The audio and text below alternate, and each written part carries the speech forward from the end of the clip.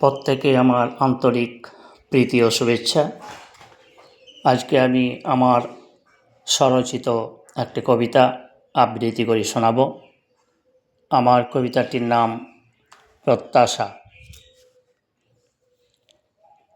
আমার সাধের বাগানে এখন বিষাদময় শুধু বিবর্ণ হলুদ পাতা, তাই নিঃশব্দ চুপি চুপি দেব ঝরিয়ে কঠিন শীতের ফেনায়।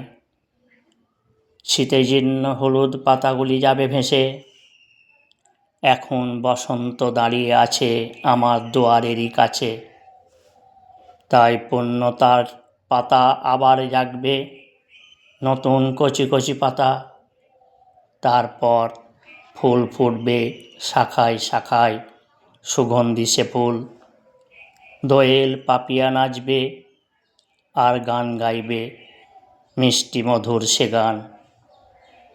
আমি সেই গানের সুরে আর ফুলেদের গন্ধে নিজেকে দেব হারিয়ে।